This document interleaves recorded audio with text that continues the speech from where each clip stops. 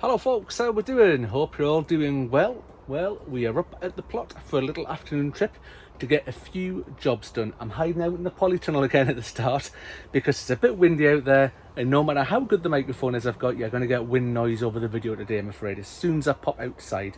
One thing I would like to ask, if anybody's new to the channel or if you haven't subscribed yet, please click that button, give us a subscribe, give us the thumbs up if you like what we're going to do today, or if you hit that little bell, it'll give you a notification when we post new stuff up. That will be absolutely marvellous. Anyway, on with today and what we're up to.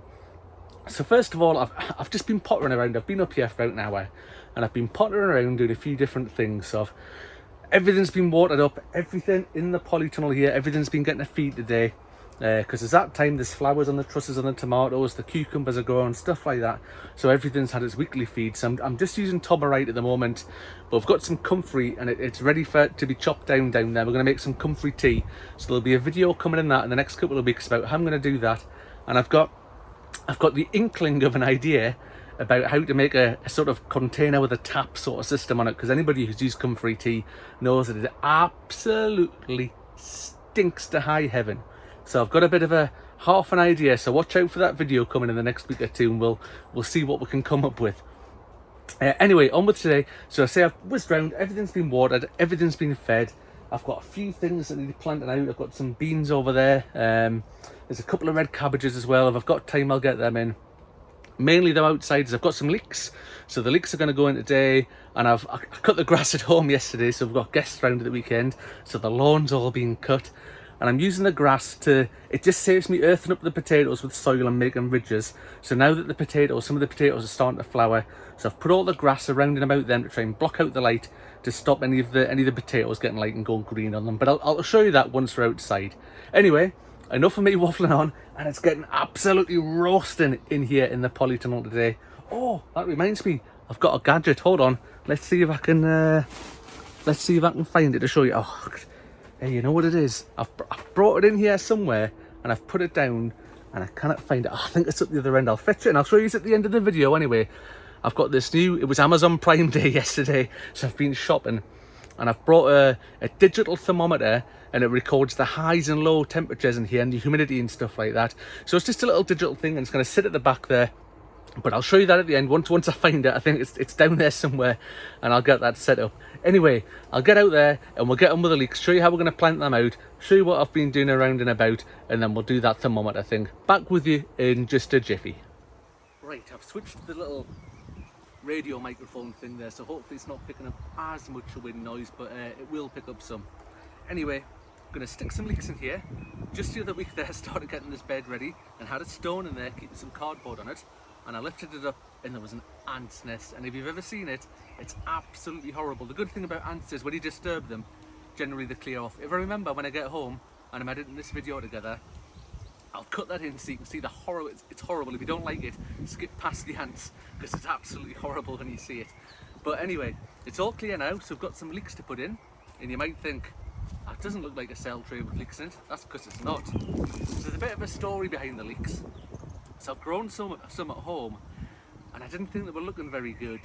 Something to blur. I can't remember the name of the leeks, the actual variety. And they were looking a bit ropey. So I ordered some of these the other day. These are from a company called Rocket Gardens, and I saw them recommended on a Facebook group for Allotment somewhere. And I thought, oh, we'll give them a shot, because there's loads of folk been complaining about plug plants and things that they've bought.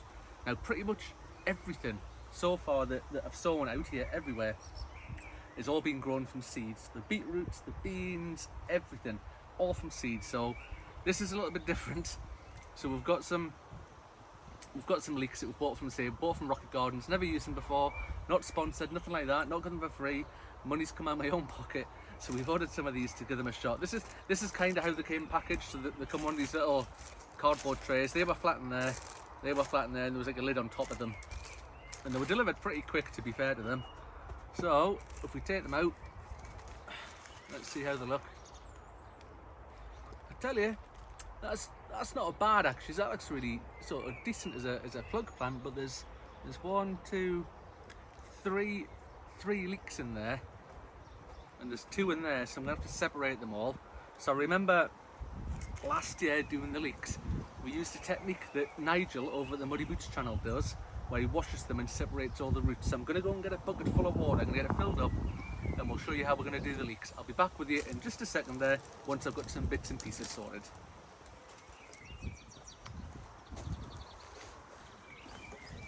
I'm back, and I have water. So the gloves are going to come off for this as well, because I don't want to get my gloves absolutely soaked.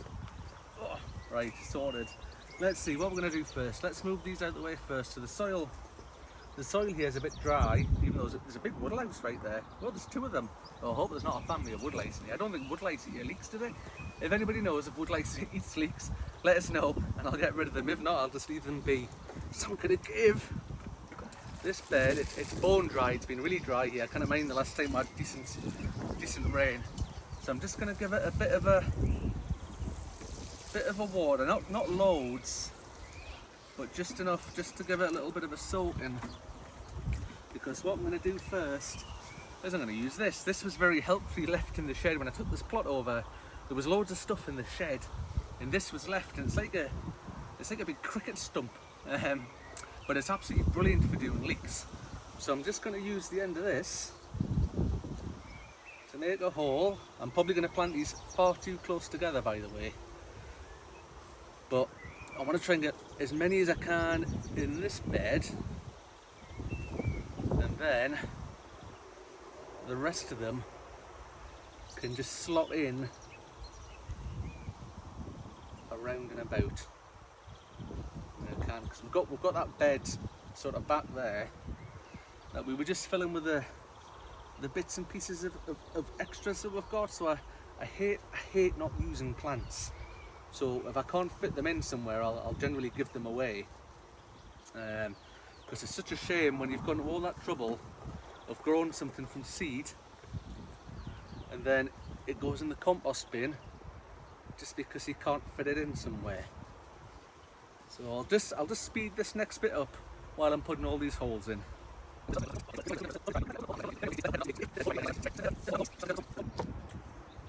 Right, there we go. So you can see how far we've gone down. So we've gone for quite a deep hole. And the reason we do that is because we want to get the leek nice and deep, so we get as much white part of the leek as we can compared to the green bit. And again, once they're in and once they're settled in a few days' time, I'll probably just earth them up a little bit from time to time. Again, just trying to get as much white as we can instead of the green. Anyway, onto the leeks themselves. So we've got our big sort of clump here, and I'll just take this one to start with. So you can see we've got 3 leeks there. So I'm just going to wash the roots, and that'll hopefully break up all that compost around the roots, and it has done. I'm going to try and be as gentle as I can with these. There we go.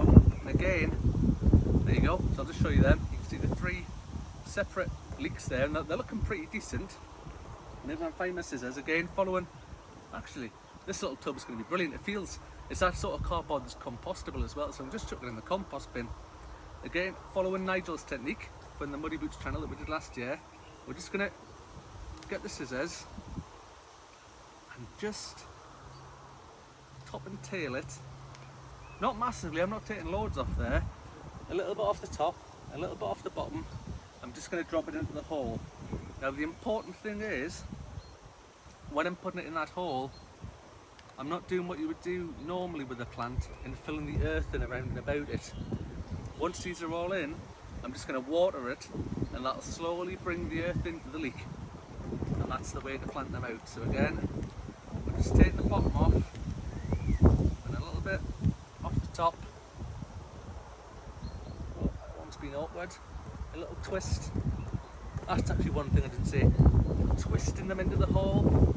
So you don't just drop it in, you twist it in, and that helps get the roots settled at the bottom. So we'll do that again. One of these are the ones, you see a lovely little clump there.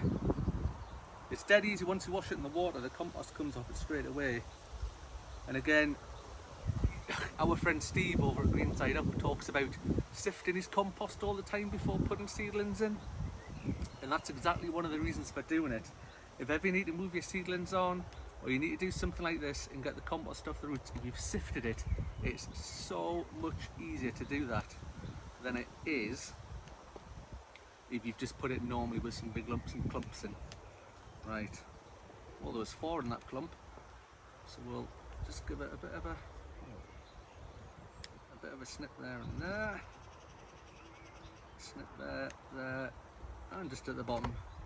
And again, we're going to twist them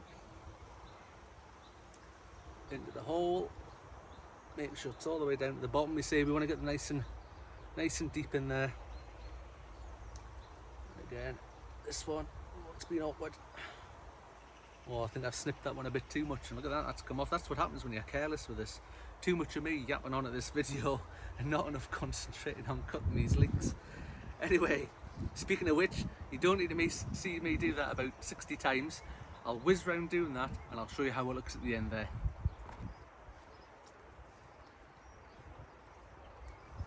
Oh, there we go. Job done. Not too bad. Got all the leeks in. You see that technique? Holes all the way along. Decent depth, you know, decent thing to try and get that white bit growing. Then top them, tail them, twist them into the hole. Last but not least, we're going to water them in.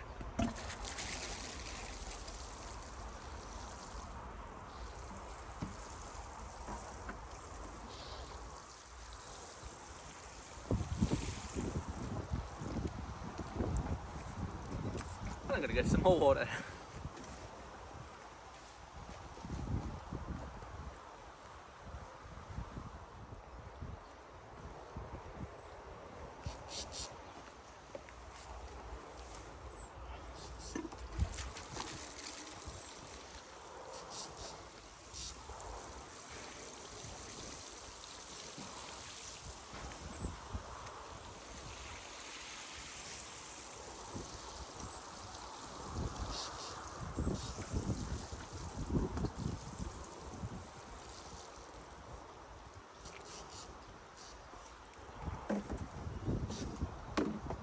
There we go, job's a good one. Right, so as we watered them in, the soil from the side of the hole starts to sort of fill the hole up, and that'll get them bedded nice and tight and neat and comfy in there. And hopefully, if it ever rains ever again round here, the rain will do even more of that. If not, I'll just be up here with a watering can every night, every other night, doing that anyway. Right, what I'll do is I'll switch onto the handheld when I have another little much about, and I'll show you what else I've been up to. So we'll start off in here in the polytunnel, because this is where my handheld thing was. Right, so all the tomatoes along the back there looking grand, everything's been fed. This one at the end here is looking a bit pale for some reason. It also needs strung up. I was going to replace it, but it's just started getting some trusses on it now, so I might just stick with it. These ones are looking grand, lots of flowers over them ones at the back there. Well, probably a good 2 to 4 weeks behind where we should be with the tomatoes, or they're a little bit behind. I would have thought I'd see some fruit by now, not just flowers, but given the weather we've had in sort of April and most of May, I'm just glad that they're still alive, to be honest. Cucumbers are doing well. You can see this one here is going grand.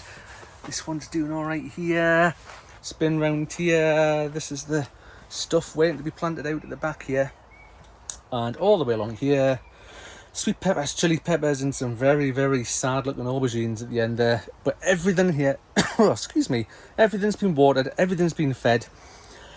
Now, I'll not give away too much, because I think I'm going to do a plot tour video for the start of next month, because I've not done one for ages. Anyway, we'll head outside. You might get a bit of wind noise when we go around the corner here in the polytunnel, because you can see, we'll show you the trees up there. Look at them blowing away a bit. I'm sure whoever controls the weather around here knows when I'm coming to the allotment and they think, let's make it dead windy, so that it goes right across the microphone. Right, anyway, let's get on with this. Right, let's fight around here. So up here, this is the leeks that we've just put out there. You can see all my paraphernalia knocking about, and there's that bucket of water there that we used to wash the soil off the bottom of the leeks. That'll just go in the compost bin. And up here, this is what else we've been doing. So you can see the potatoes here. You can see some of them starting to flower. So what I've done, the potatoes are probably getting quite big under the ground, and then if any of them poke their head up, you know, kudos to all those people who go to the trouble of ridging all the potatoes, but it's one of those things. I've never done it.